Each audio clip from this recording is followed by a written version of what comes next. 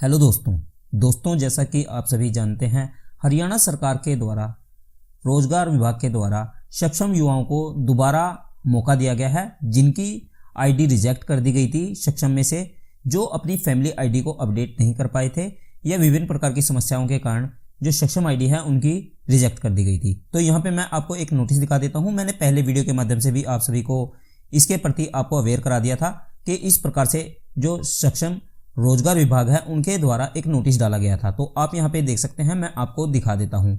तो दोस्तों आप यहाँ पे देख सकते हैं, पीपीआईडी ना बनवाने, पीपीआईडी अपडेट न होने, सक्षम पोर्टल पर गलत पीपीआईडी होने, पीपीआईडी में गलत 30 से 3 लाख से अधिक पारिवारिक आय होने, पीपीआईडी से संबंधित अन्य किसी भी कारण से जो सक्षम युवा इस योजना से बाहर कर दिए गए थे, उन्हीं सभी युवाओं को दोबारा से यहाँ पे आमंत्रित किया गया है या एक प्रावधान यहाँ पे रखा गया है कि आप अपनी अपील कर सकते हैं, जो कि 21/11/2022 के बाद से आप 30 दिन के भीतर आपको करनी है। यानी कि 21/11/2022 को शुरू की गई थी, अभी ये इस दिन से लेकर के यानी कि 21/11/2022 से लेकर के और अगले 30 दिन तक जारी रहेगी।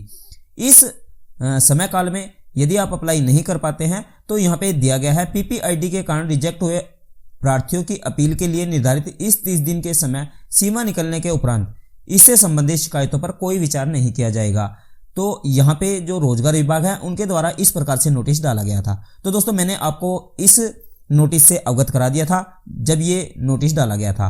तो अभी मैं आपको बता देता हूँ आपको पोर्टल पे जाकर के किस प्रकार से अपनी री अप्लाई करनी है। दोस्तों इसी के साथ मैं आपको एक चीज और बता देता हूँ, यहाँ पे यदि आपकी एम्प्लॉयमेंट आईडी बंद पड़ी हुई है तो मेरा वीडियो देख लेंगे आप, वीडियो के डिस्क्रिप्शन बॉक्स में आपको वीडियो मिल जाएगा, वहां पे जाकर के आप अपनी एम्प्लॉयमेंट आईडी भी जरूर शुरू करा लेंगे। उसके बाद आप सक्षम आईडी भी साथ ही शुरू कराएंगे। ये 2 आईडी अलग अलग रहती हैं।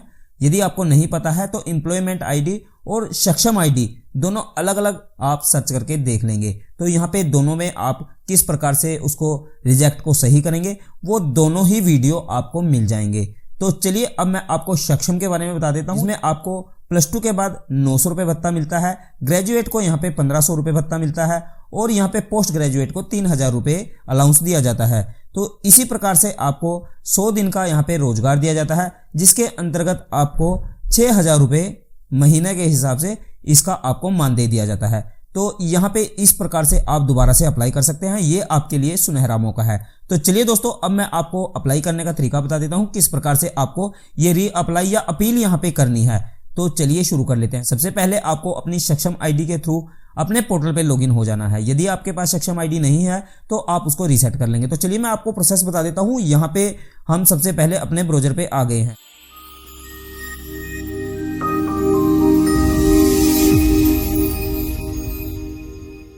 सबसे पहले हम यहाँ पे सक्षम रोजगार के जो पोर्टल है उस पे चले जाते हैं। यहाँ पे हम लिखेंगे सक्षम युवा, यहाँ पे पहले से सर्च होके आया हुआ है, हम यहाँ पे इसको क्लिक कर देते हैं। यहाँ पे सबसे पहला जो लिंक है इस पे क्लिक करेंगे, ये आपके सामने खुल के आ जाएगा। इसका लिंक आपको वीडियो के डिस्क्रिप्शन बॉक्स में भी मिल जाएगा, वहां से भी आप यहाँ पे लॉगिन कर सकते हैं। आप यहाँ पे देख सकते हैं हमारे सामने लॉगिन का जो पोर्टल है वो ओपन हो गया है। आप यदि अपनी आईडी भूल जा चुके हैं तो यहाँ पे आपको सिंपली क्या करना है मैं आपको यहाँ पे बता देता हूँ। यहाँ पे आपको नीचे की तरफ पासवर्ड भूल गए हैं, फॉरगॉट पासवर्ड लिख के आ रहा है, तो यहाँ पे आप इसको दोबारा से शुरू कर सकते हैं। यहाँ पे जैसे ही आप इसको फॉरगेट करेंगे तो आपकी ईमेल आईडी और फ़ोन नंबर पे आपका जो आईडी पासवर्ड है वो आ जाता है। उसके बाद आप यहाँ पे लॉगिन कर लेंगे।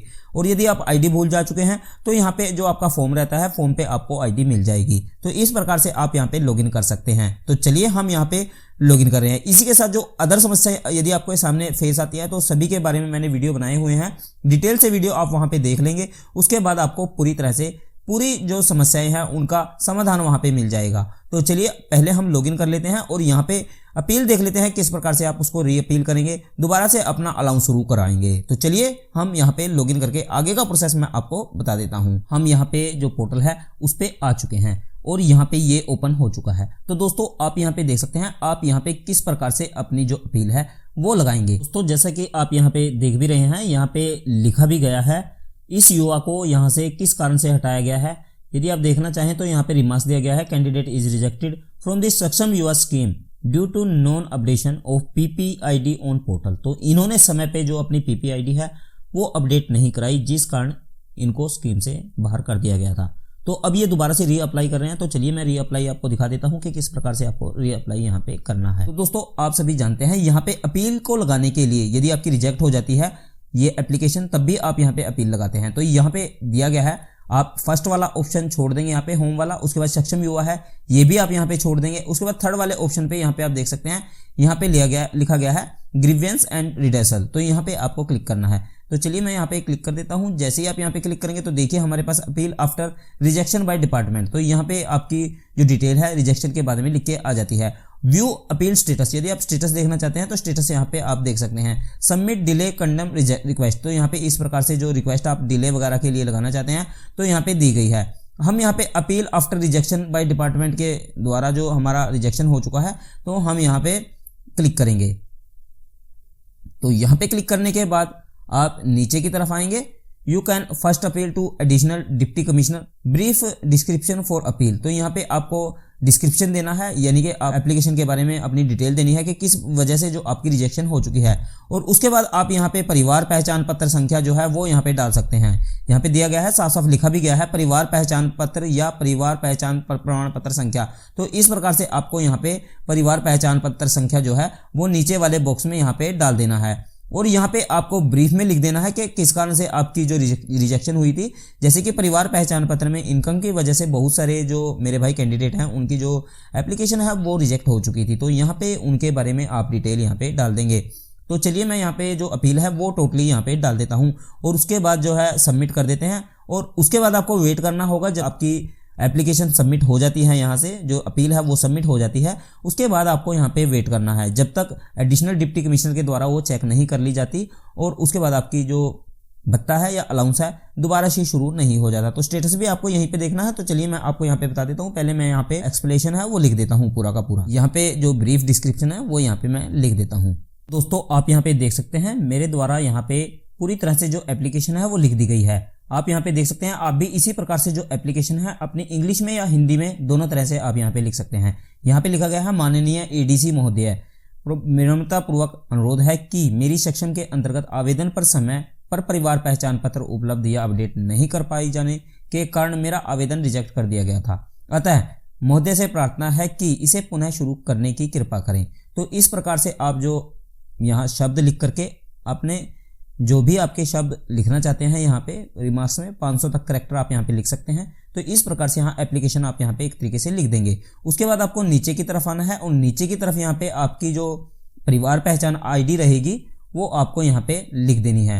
यहाँ पे एक बॉक्स दिया गया है, यहाँ पे आपको अपनी परिवार पहचान पत्र आईडी लिख देनी है। उसके बाद यहाँ पे जैसे ही आप क्लिक नीचे की तरफ करेंगे तो यहाँ पे एक अलग से जो ऑप्शन है वो खुल जाएगा। तो चलिए मैं आपको यहाँ पे करके दिखा देता हूँ कि किस प्रकार से आपको ये आवेदन करना है। तो दोस्तों आप यहाँ पे देख सकते हैं हमने यहाँ पे जो फैमिली आईडी है वो डाल दी है। उसके बाद आप नीचे की तरफ देख सकते हैं सिलेक्ट मेंबर, तो यहाँ पे आप जैसे ही फैमिली आईडी यहाँ पे डालेंगे उसके बाद यहाँ पे सिलेक्ट मेंबर आपको कर देना है। यहाँ पे मैं मेंबर को सिलेक्ट कर देता हूँ, जैसे कि फैमिली में से जो भी मेंबर रहेगा वो आपको सिलेक्ट करना है। उसके बाद यहाँ पे ओटीपी चला जाएगा। ये जो ओटीपी रहेगा आपकी फैमिली आईडी में जो नंबर आपका अपडेट रहेगा उस पर ये ओटीपी जाएगा, आपको ये ओटीपी यहाँ पे डाल देना है। तो चलिए मैं ये ओटीपी यहाँ पे डाल देता हूँ। यहाँ पे जो लास्ट के 4 डिजिट हैं फ़ोन नंबर के वो यहाँ पे आए हुए हैं। तो चलिए मैं ये डाल देता हूँ और आगे का प्रोसेस कम्प्लीटली हम देख लेते हैं। तो दोस्तों यहाँ पे हमने ओटीपी डाल दिया है। ओटीपी डालने के बाद आपको वेट करना है और नीचे की तरफ यहाँ पे स्क्रॉल करना है और यहाँ पे जो आपकी आईडी वगैरह है जो जितनी भी डिटेल है यहाँ पे खुल के आ जाएगी। उसके बाद आपको नीचे की तरफ स्क्रॉल करना है और यहाँ पे आपको फिर से एक ओटीपी आएगा वो यहाँ पे डाल के और सबमिट करना है। यहाँ पे लिखा गया है dear applicant, if you educational qualification is not same in PPID update is either in PPID or Saksham portal, otherwise you will be removed from the Saksham Yuva scheme. तो आपकी education qualification is not same in PPID, यानी कि जो आपकी PPID में qualification है और साथ में जो आपने सक्षम पोर्टल पे अपडेट कराई हुई है वो दोनों सेम होनी चाहिए। अगर इन दोनों में आपके कुछ भी अंतर मिलता है तो आपको इससे रिमूव कर दिया जाएगा। तो आपको विशेष तौर पे इस चीज़ का ध्यान रखना है और उसके बाद जो OTP रहेगा वो OTP आपको यहाँ पे डाल देना है। उसके बाद दोस्तों हमने यहाँ पे OTP डाल दिया है और यहाँ पे हमारे सामने आ गया है are you sure that you want to submit appeal. तो यहाँ पे आपको ओके पे क्लिक करना है। तो सिंपली जब आप ओके पे क्लिक करेंगे दी फील्ड में only contain alpha character with space and special character like and only, तो यहाँ पे हमारे कुछ लिखने में कुछ गलती हुई है, तो चलिए हम दोबारा से इसको लिखते हैं। दोस्तों यहाँ पे जो एप्लीकेशन हिंदी में थी वो मैंने ट्रांसलेट करके इंग्लिश में की है। हिंदी में ये देखिए हमारे पास यहाँ पे एरर मैसेज आ चुका है। तो चलिए मैं दोबारा से इसको इंग्लिश में करके यहाँ रिक्वेस्ट को दोबारा सबमिट करके देखता हूँ। तो चलिए फैमिली आईडी डाल देता हूँ और टोटल प्रोसेस जो मैंने पहले बताया था वो करके आगे देख लेते हैं। तो दोस्तों हमने यहाँ पे जो OTP है लास्ट वाला वो डाल दिया है। अब हम सबमिट पे क्लिक कर देते हैं। तो हमारे पास नोटिस आया है, हम इसे ओके कर देते हैं। तो यहाँ पे जो हमारी अपील है वो लग चुकी है।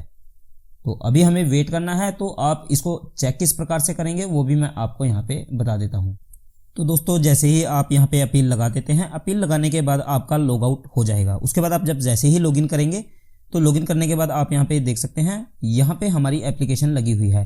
तो यहाँ पे शो करेगी आपको, और जो आप एप्लीकेशन लिखेंगे यहाँ पे आपके सामने लिख के आई हुई है। जो आप यहाँ पे डाटा लिखेंगे, किस कारण आपकी रिजेक्शन हुई है वो यहाँ पे आप मेंशन करेंगे। अभी ये पेंडिंग है, जो हमने लगाई थी अभी पेंडिंग शो कर रही है।